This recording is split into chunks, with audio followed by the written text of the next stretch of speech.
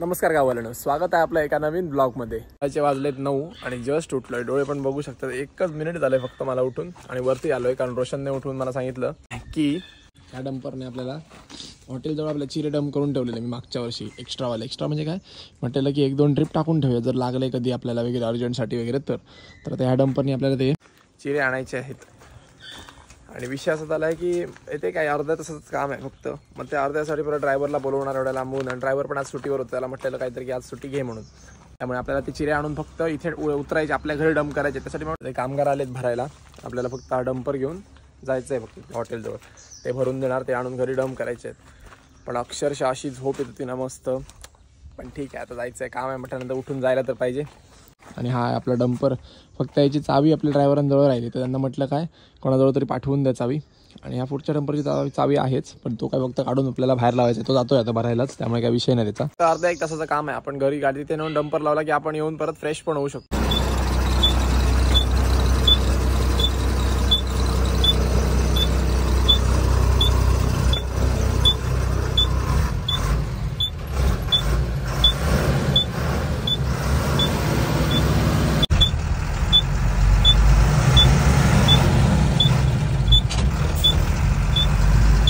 पोचलोय आपल्या हॉटेलवरती आणि ते बघा तिकडे दगड आहेत मागे. ते दगड आता भरणार आहेत गाडीत. आणि आपण पोचलोय आपल्या हॉटेलजवळ. इकडे आपली पिकअप आहे. पिकअपमध्ये पण भरणार असतो, पण पिकअपमध्ये काय होतं थोडे दगड जातात ना 50-60, त्यामुळे पिकअपमध्ये भरले नाही.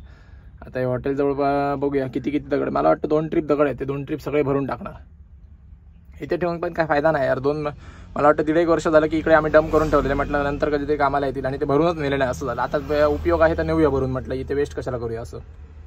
तर भाई आपला डंपरचा प्लॅन कॅन्सल झाला. आता आम्ही भरतोय पिकअपमध्येच, कारण डंपरचं काय आलं वर चढवायला भेटत नव्हते. ते काय ओंडी आहेत ना, त्यांना माहिती नाही. हमाली वगैरे काय केलेली नाही त्यांनी. फक्त काय दगड चढवायचे त्यांना माहिती आहे, त्यामुळे काय त्यांना वर चढवायला भेटत नव्हते. म्हणून म्हटलं डंपर उंच पडतोय, म्हणून म्हटलं पिकअपमध्येच भरून नेऊया. 4-5 ट्रिप मारले तरी होणार. 70-70, 80-80 दगड 4-5 ट्रिप मारले ना तर आपल्याला बस होणार, काय विषय नाही.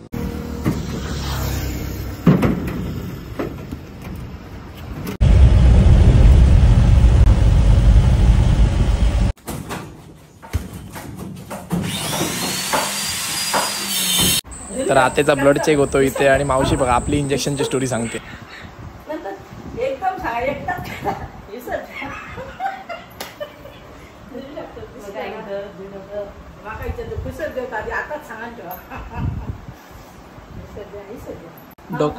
डोक्यात देऊ सांग, डोक्यात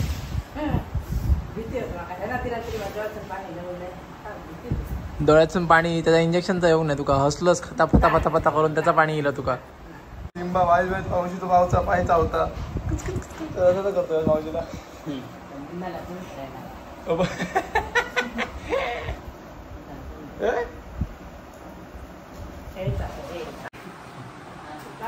आमका माहित नाही रे बाबा. हिची शुगर काल लो झाली ना, त्यामुळे बोलवचा लागला. सिंबा थांब. हे आपले हिशोबाचे वया घेतल्यात आणि आपण आपली तयारी केली आणि निघालो भाई आता आपल्या हॉटेलवर.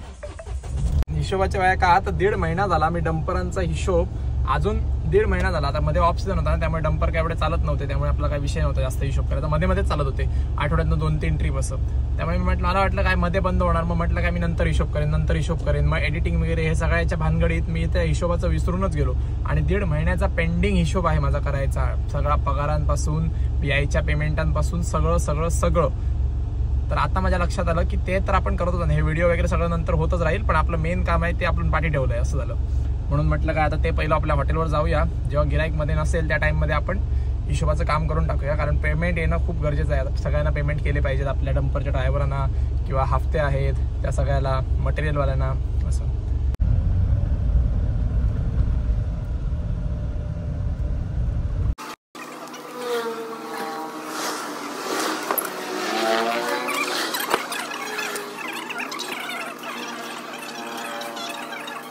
सगळी गिराईक आटपून आत्ता उघडला भानुमतीचा पिटारा. दाखवतो बघा तुम्हाला. ही बघा ही तारीख दिसते.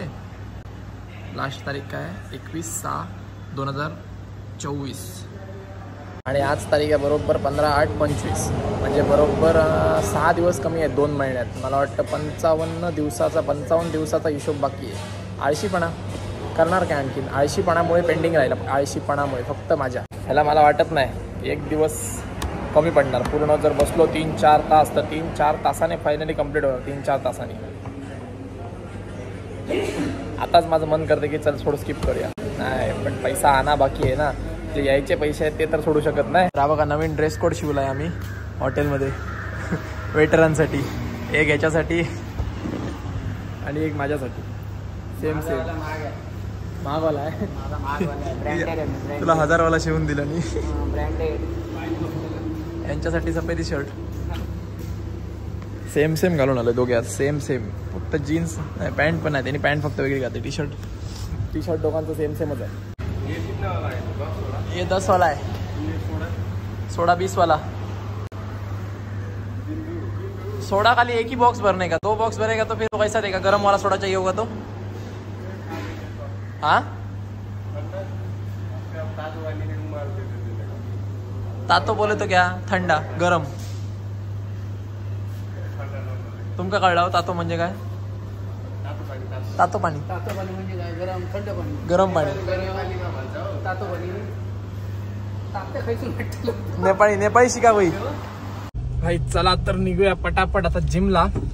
सगळ्यात पहिलं घरी जाऊया. मस्तपैकी तयारी करूया. फ्रेश वगैरे होऊया. आंघोळ करूया मेन आधी.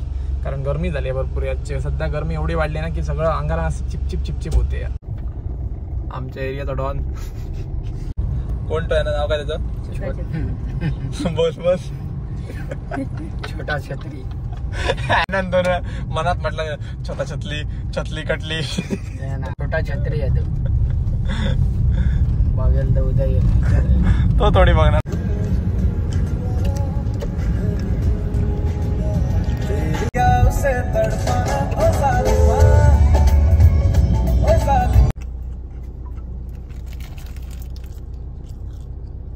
अंकल आज काढणार की नाही गाडी तुम्ही.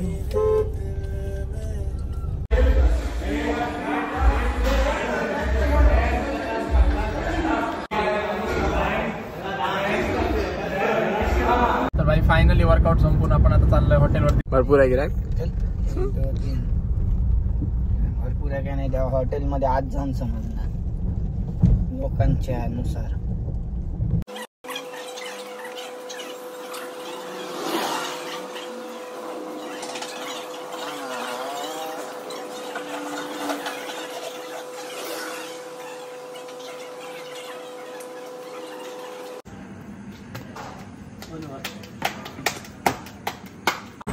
काय भारी चांदणा पडला माहिती. जबरदस्त. पूर्ण आकाश क्लिअर दिसत आहे एकदम. रात्र अशी वाटणार नाही. सकाळ झाल्यासारखी वाटतं एकदम. पहाट झाले 5 वाजता सकाळची ना तसे वाटतं. वारं मस्त सुटलं ना थंड एकदम.